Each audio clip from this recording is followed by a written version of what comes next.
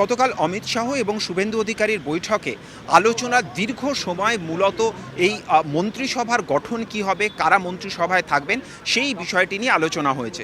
সূত্র মারফত যে খবর আমাদের কাছে এসে পৌঁছেছে যে গতকালের বৈঠকে উপস্থিত ছিলেন ভূপেন্দ্র যাদব। ভূপেন্দ্র যাদবের উপস্থিত থাকা যথেষ্ট তাৎপর্যপূর্ণ, তার কারণ পশ্চিমবঙ্গে নির্বাচন পরিচালনার 6 মাস আগে থেকে মূল পরিচালনার দায়িত্বে ছিলেন ভূপেন্দ্র যাদব।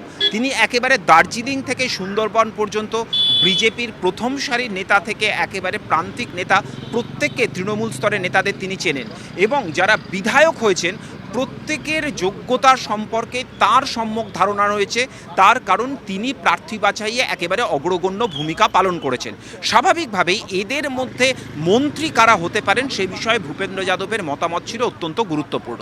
দ্বিতীয়ত, অমিত শাহকে আমরা দেখেছি যে তিনি শুধুমাত্র পর্যবেক্ষক হিসেবে, অর্থাৎ সরকার গঠনের সময় কেন্দ্রীয় পর্যবেক্ষক হিসেবে তিনি কাজ করেননি। তিনি নির্বাচন চলাকালীন টানা 15 দিন বসেছিলেন কলকাতায়। তিনি একেবারে সামনে থেকে দাঁড়িয়ে নির্বাচনী লড়াইয়ে সংগঠনের নেতৃত্ব দিয়েছেন। স্বাভাবিকভাবেই প্রত্যেক ব্যক্তির সম্পর্কে তার নিজস্ব ধারণা রয়েছে। আর তার প্রেক্ষিতেই সূত্র মারফত যে খবর আমাদের কাছে উঠে আসছে যে মন্ত্রী বাছাইয়ের ক্ষেত্রে জোর দেওয়া হবে অভিজ্ঞতার উপরে, অর্থাৎ মন্ত্রী বাছাইয়ের ক্ষেত্রে যারা এর আগে প্রাক্তন বিধায়ক ছিলেন, এর পাশাপাশি আমাদের কাছে যে খবর এসে পৌঁছচ্ছে যে যারা এক্ষেত্রে পঞ্চায়েত বা পুরসভায় জনপ্রতিনিধিত্ব করেছেন তাদেরকে এক্ষেত্রে গুরুত্ব দেওয়া হতে পারে। আমরা এই মুহূর্তে এখানে যে ছবি দেখতে পাচ্ছি, রাজনাথ সিংয়ের বাড়ির সামনে এই মুহূর্তে নিরাপত্তা রক্ষীদের তৎপরতা শুরু হয়ে গিয়েছে, অর্থাৎ সৌজন্য সাক্ষাৎ সেরে যে কোনো সময় এখানে বেরোতে পারে শুভেন্দু অধিকারী। এবং যে কথা আমরা আলোচনা করছিলাম যে গতকাল অমিত শাহের সঙ্গে আলোচনায় শুধুমাত্র মন্ত্রিসভা নিয়ে আলোচনা হয়নি, সেক্ষেত্রে সরকার পরিচালনার গুরুত্বপূর্ণ দুটি বিষয় নিয়ে আরও আলোচনা হয়েছে বলে সূত্র মারফত আমাদের কাছে খবর। প্রথমত, ইতিমধ্যেই বাংলাদেশ সীমান্তে কাঁটাতার দেওয়ার জন্য জমির অনুমোদন শুধু দেওয়া হয়নি, রাজ্য সরকারের তরফ থেকে জমি হস্তান্তরের প্রক্রিয়া শুরু করে দেওয়া হয়েছে। এই সীমান্ত সুরক্ষার ক্ষেত্রে কেন্দ্রীয় স্বরাষ্ট্রমন্ত্রীর পরামর্শ কি গতকালের বৈঠকে তা অত্যন্ত গুরুত্ব দিয়ে বুঝে এসছেন শুভেন্দু অধিকারী।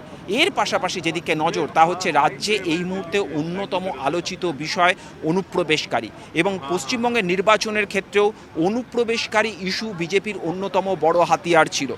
ইতিমধ্যেই শুভেন্দু অধিকারী বলে দিয়েছেন যে যারা সিএর আওতায় থাকবেন না, যাদের নাম এই যে ভোটের সময় এসআইআর হয়ে গেল যাদের ভোটের নাম বাদ চলে গিয়েছে, স্বাভাবিকভাবেই এই মুহূর্তে দাঁড়িয়ে 3টি পদক্ষেপের দিকে সরকার এগোবে। তা হচ্ছে ডিটেক্ট, ডিলিট এবং তার পাশাপাশি তাদেরকে ডিপোর্ট করা। স্বাভাবিকভাবেই সেই সিএ এর বাস্তবায়ন কিভাবে হবে, আর এক্ষেত্রে দাঁড়িয়ে ডিটেক্ট, ডিলিট এবং এই ডিপোর্টেশন, অর্থাৎ যারা অবৈধভাবে ভারতের সীমান্তের ওপার থেকে এসে বাংলাদেশ থেকে এসে বা পশ্চিমবঙ্গে বসবাস করছে তাদেরকে কিভাবে চিহ্নিত করে তাদেরকে ফের ওপারে পাঠিয়ে দেওয়া হবে। এই প্রক্রিয়া একেবারে দীর্ঘ সময় ধরে গতকাল অমিত শাহের সঙ্গে আলোচনা হয়েছে বলে সূত্র মারফত আমাদের কাছে খবর আসছে।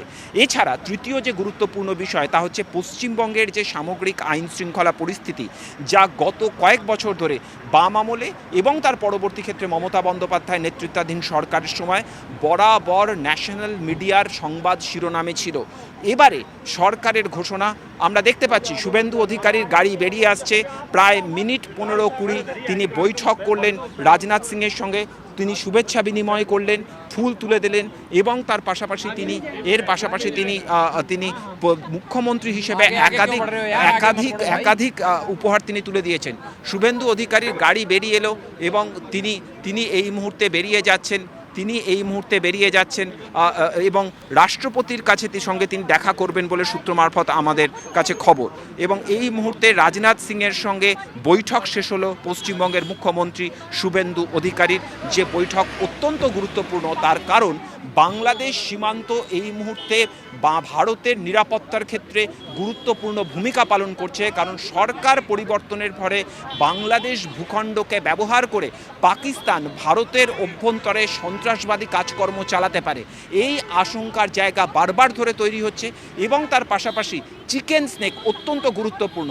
স্বাভাবিকভাবেই ডিফেন্স মিনিস্ট্রির কার্যকলাপ বা পশ্চিমবঙ্গের অভ্যন্তরেও যথেষ্ট বাড়তে পারে, এই একটা সম্ভাবনার পর্যায়ে দাঁড়িয়ে প্রধানমন্ত্রীর সঙ্গে বৈঠকের আগে কেন্দ্রীয় প্রতিরক্ষা মন্ত্রীর সঙ্গে মুখ্যমন্ত্রী শুভেন্দু অধিকারীর এই 15 মিনিটের সৌজন্য বিনিময়ের বৈঠক যথেষ্ট তাৎপর্যপূর্ণ বলেই মনে করছে রাজনৈতিক এবং প্রশাসনিক মহল।